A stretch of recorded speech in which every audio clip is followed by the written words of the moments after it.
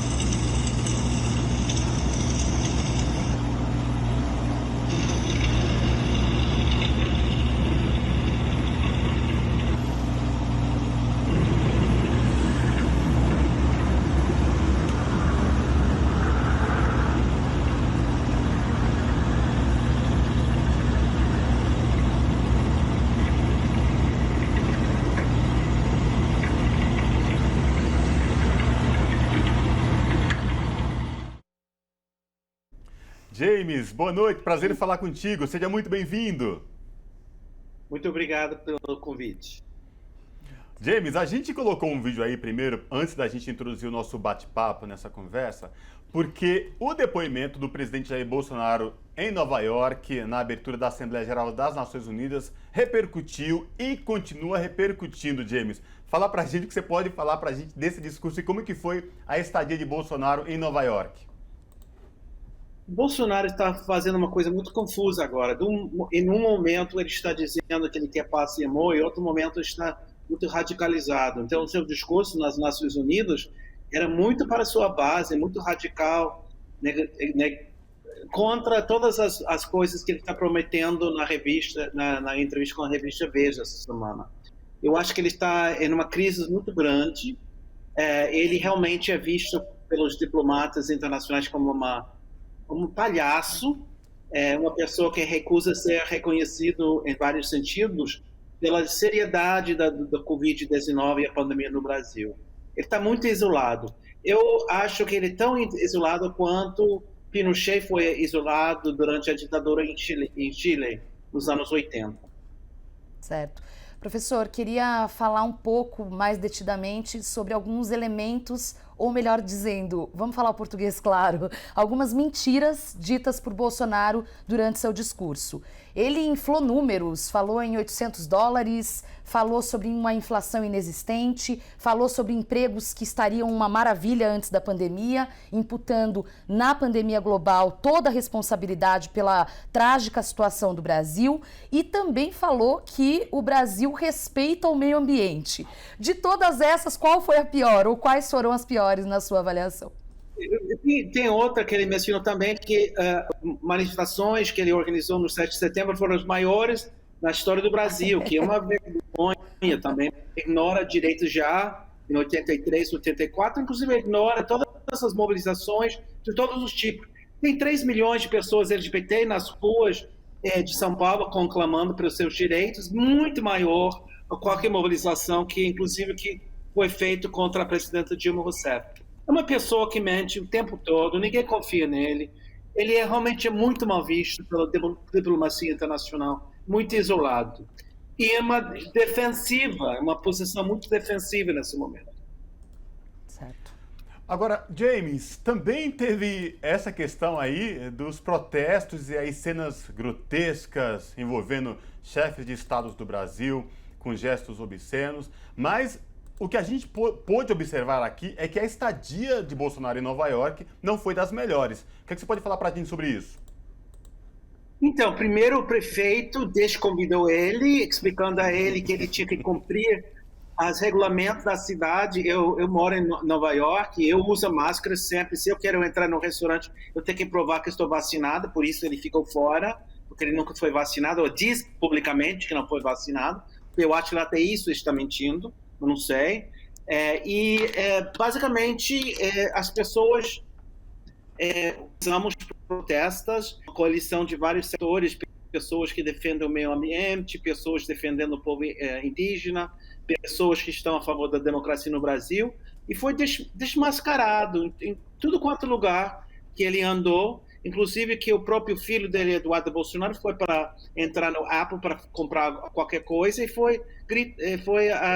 alguém começou a gritar fora Bolsonaro, ele tinha que sair da loja. E o fato que o ministro de Saúde tratou com tanta grosseria os manifestantes e depois o outro dia se revela que ele é positivo de Covid-19, mais um exemplo da falta de seriedade desse governo. Sem dúvida. Professor, ainda sobre essa movimentação, essa mobilização, melhor dizendo, a gente viu o vídeo, eu tinha visto essas imagens pelo Twitter, na data, né, do discurso de Bolsonaro, na verdade na segunda-feira, e depois o desdobramento disso na própria terça-feira, quando houve o discurso de Bolsonaro. Eu queria entender, já que você estava aí, qual que foi a dimensão disso, por quais locais? Eu vi que passou em Wall Street, passou em alguns locais bastante clássicos de Nova York, mas qual que foi a real dimensão dessa intervenção pelo Fora Bolsonaro contra as políticas de Jair Bolsonaro? Então, aqui nos Estados Unidos, a grande maioria das pessoas, infelizmente, não sabem muito sobre o Brasil. É nosso grande desafio de informarmos. Mas já Bolsonaro, entre as pessoas que leem os jornais, que são informados, ele já tem uma imagem de uma pessoa má, uma pessoa que está destruindo o país, que está ignorando a necessidade de cuidar da selva amazônica. Então, essa caminhão que andava pela cidade, e andou por todos os centros da cidade durante todo o dia, atingiu milhares de pessoas. Alguns, com certeza, não entenderam muito bem, e outros sim. Inclusive, um dos programas nacionais de televisão, segunda-feira, a comentarista fez um comentário especial sobre Bolsonaro e a vergonha dele em Nova York, que para mim é uma indicação que nós conseguimos penetrar a mídia americana e a consciência das pessoas sobre a realidade brasileira. Então, isso é importante e eu acho que tem que entender que tem mais de 1,5 milhão de brasileiros nos Estados Unidos, eles acompanham as notícias e devem ter muitos vergonha do seu presidente também. James, aqui no Brasil, aquela imagem do presidente e sua delegação, diga-se de passagem, uma delegação extensa, né, e a gente não entendeu até por que tantos ministros brasileiros estavam acompanhando o Bolsonaro, já que não tinha nenhuma importância no próprio pronunciamento dele na ONU, aquela foto dele e de seus ministros, todo o seu staff comendo pizza, dando risada, repercutiu muito aqui na imprensa brasileira. Como que foi a repercussão dessa foto especificamente, James, aí na imprensa dos Estados Unidos? Você que é radicado em Nova York. Não, foi comentado em vários jornais, foi comentado essa comentarista, um programa de notícias muito importante, acho que foi terça-feira. De novo, é complicado, porque apesar de nós fazemos um esforço enorme de educar o povo americano sobre a realidade, o Brasil é segunda categoria, segundo plano em termos de notícias. Mas neste evento, nessas atividades, saem todos os jornais principais, Washington Post, New York Times, o Guardian, ou seja, fica muito evidente pela mídia e pelas pessoas que acompanham a mídia que o Bolsonaro é uma pessoa que não está conseguindo governar, ou se ele está governando como o nosso pesadelo, que era o Donald Trump. Sem dúvida.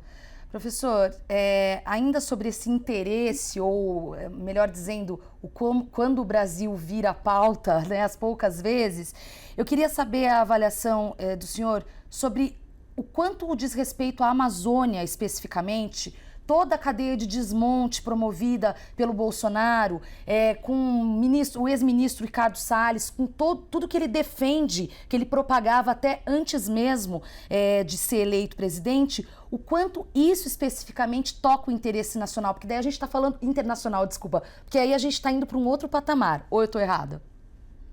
Não, totalmente. Vocês lembram muito bem que o ano retrasado, quando começou as notícias sobre os incêndios extraordinários na Amazonas. Isso foi um escândalo internacional, saiu em todas as revistas, em todos os jornais, e houve comentários, inclusive a agressividade do presidente Bolsonaro contra o presidente da França, o Macron, nesse sentido. Houve certa preocupação por setores brasileiros, que eu entendo, de será que a comunidade internacional está querendo interferir na autonomia nacional? E para mim não era esse o sentido. Era o sentido de reconhecer que tem uma pessoa irresponsável que estava dirigindo o país, e as forças internacionais queriam apoiar as forças democráticas, as forças que estão participando em defesa do meio ambiente e as pessoas que moram na selva amazônica ao seu lado para buscar soluções para defender a selva amazônica, que é do Brasil, mas é para o globo. O globo, todo mundo precisa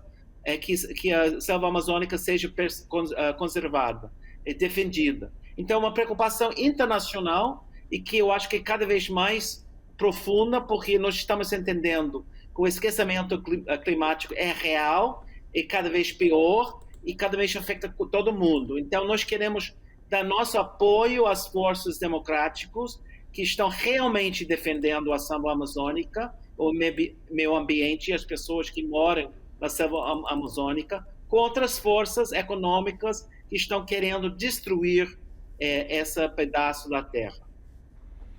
James, aqui também o discurso de Bolsonaro na ONU repercutiu porque ele começou a falar de ações que quem vive no Brasil especificamente parece que é outro Brasil, outro país e outra realidade. Ele falou da geração de empregos, o Brasil tem mais de 14 milhões de desempregados, fora os desalentados.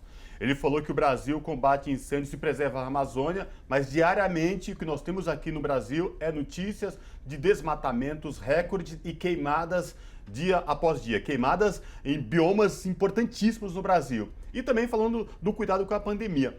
Esse discurso colou aí em Nova York? Não colou para ninguém. Pessoas sabem que mesmo as pessoas que não têm um conhecimento profundo sobre o Brasil, entendem que é um tipo de Trump dos trópicos. Essa analogia inventada quando ele foi eleito, eu acho que serve para muitas pessoas entender. O presidente americano fez milhões de loucuras, mentiu o tempo todo, nós entendemos isso, a comunidade internacional que acompanhava os efeitos de Trump entenderam isso. Então, eles entendem que Bolsonaro sabe copiar, quer copiar essas loucuras de Donald Trump. E quando ele está falando sobre uma realidade paralela que não existe. As pessoas não confiam nele. Ele mesmo no Brasil, ele perdeu muito a sua base. Ele só tem uma base de 20% a 25% da população, e temos que lembrar que ele ganhou as eleições com 55%. Então, ele já está perdendo essa confiança entre setores que votaram nele, e eu acho que ele está cada vez mais fraco, por isso recuou, mas ele não resiste a fazer loucuras, porque dentro dele essa capacidade de falar besteiras, coisas que não tem nada a ver com a realidade. Então, eu acho curioso que essa semana ele está com todo esse discurso moderado, que sai dessa entrevista na Veja, mas eu duvido que isso vai durar muito tempo. Ele continua fazendo essa estratégia, né, de avançar um pouco, aí quando criticam ele recua. Enfim, e aí posa de moderado, mas sabemos que não é. E falando em moderação ou falta dela, queria aproveitar a sua presença, professor, para perguntar qual a avaliação geral e até global da figura de Bolsonaro com relação aos direitos da população LGBTQIA+, porque não apenas no discurso, mas na própria violência da figura dele, de seus filhos, da forma como ele construiu a própria candidatura, quando ele ainda era uma pessoa desconhecida do baixo clero e aparecia em certos programas de TV, sempre ofendendo a população LGBTQIA+. Qual a sua avaliação hoje, nesse cenário? Então, isso ficou muito evidente quando o deputado Jean Willis foi obrigado de sair do país após as eleições, porque realmente ele tinha recebido ameaças de morte. O Jean Willis é um amigo, eu acompanhei esse processo e as ameaças são reais, verídicas e perigosas. Então, isso teve um eco internacional, as pessoas ficaram conscientes dessa realidade. Há que reconhecer que o Luiz Motti do Grupo Gay da Bahia, durante muitos anos, está conscientizando o mundo sobre índices de violência contra gays, lésbicas, especialmente trans, no Brasil. E então eu acho que de pessoas que acompanham a realidade brasileira têm muita consciência de que Bolsonaro é homofóbico, misógino, racista, contra o povo indígena, contra o meio ambiente. Ninguém tem dúvida sobre isso. Só as forças internacionais da ultradireita, como Steve Bannon, seus apoiadores, e as pessoas no Brasil que ainda acreditam nele. Se posso fazer um outro comentário? Eu estava no Brasil quando houve as eleições de 18 e falei com vários motoristas de táxi. E eles confessaram que tinham votado em Bolsonaro. Eu falei, olha, escreva num papel em que o senhor votou, porque daqui a 2 anos o senhor vai esquecer que tinha votado nele, não vai lembrar que votou nele. Então, para você lembrar em quem o senhor votou, porque ele vai fazer um desastre no país. E agora as pessoas estão dizendo, ai, como é que ele foi eleito? Ele foi eleito porque pessoas desinformadas votaram nele, e as pessoas agora querem recriar a realidade dizendo que não votaram nele. Muito bom, professor, muito bom mesmo, porque eu tenho visto muito isso. A gente chama de bolsonaristas arrependidos, mas eu acho que não se trata disso, eu acho que é uma falta de consciência política mesmo, né, professor? Sim. Sem dúvida. E com isso quero agradecer demais a participação de James Green, historiador especializado em estudos latino-americanos, brasilianista e ativista dos direitos LGBTQIA+, diretamente de Nova York. Obrigada, James. Até uma próxima. Um grande abraço. Obrigado. Um abraço. Abraço.